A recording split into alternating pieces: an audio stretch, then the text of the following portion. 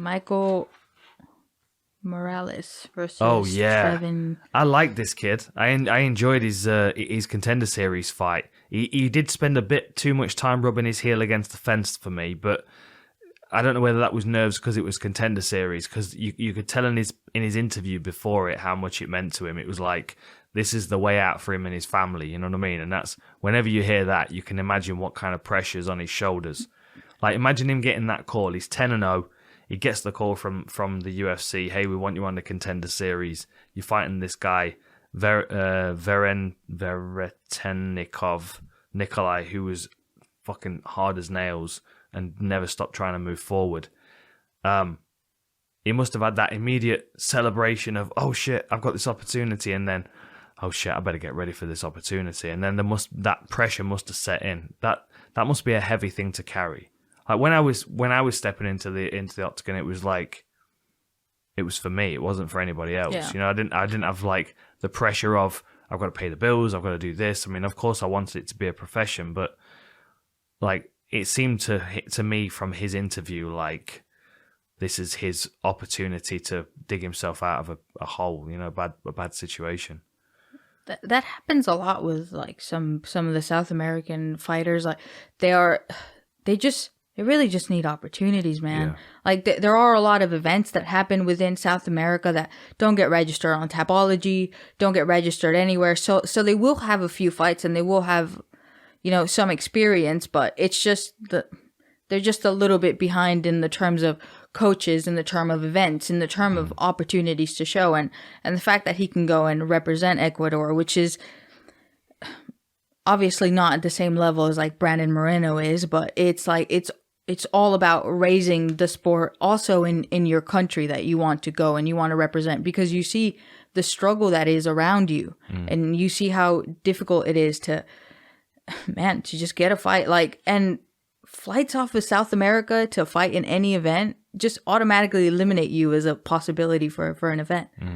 So like you're talking at least like 1,500 just to get, you know, the guy over to fight if he's coming from South America. So it's difficult to get those opportunities in the US. Very, very difficult to get them. And and in America, it's like, it's easy. You just go to that MMA gym and you train a bit, and you know, I'm not saying it's easy. There's a very high competition. Yeah, but you can drive to the gyms that are going to get you those opportunities, whereas for him it's, you know, a lot further away.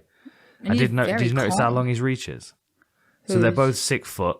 Michael Morales and Trevin Giles, they're both 6 foot, but Morales has a 79-inch reach. So 5-inch reach advantage as a welterweight. That's massive.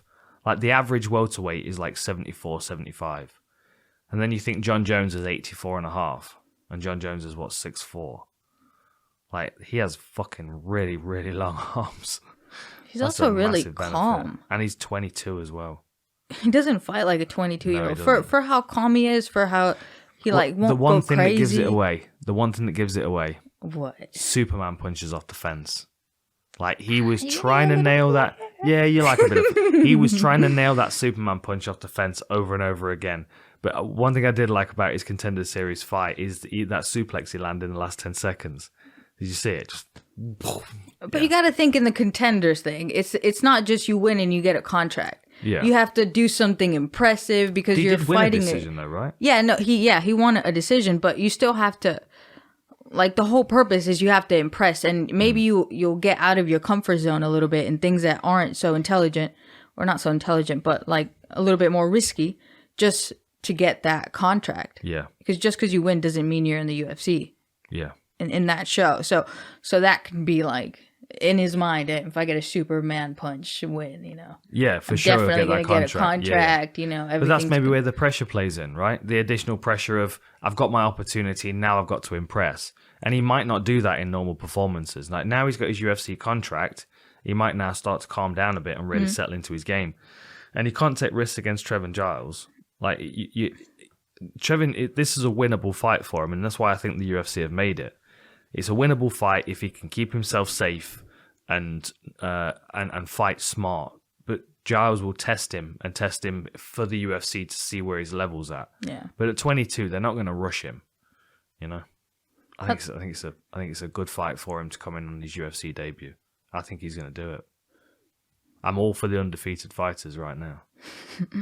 What are you saying? Yeah, I think he's gonna do it. I like how Trevin fights. I like how he's always looking for an angle before he attacks. He won't just like attack you here. He'll look for your open side and then intersect and come with a 1-2, and he changes his approach if you're southpaw or orthodox. So that means like he is thinking about it. He is thinking about angles. He is thinking about his attacks, and he does have a lot of power. But I think Michael's gonna win. Yeah, yeah, I do. I mean, yeah, Trevin, you can tell he's thinking, but he also likes to kind of use his face as bait for his opponents.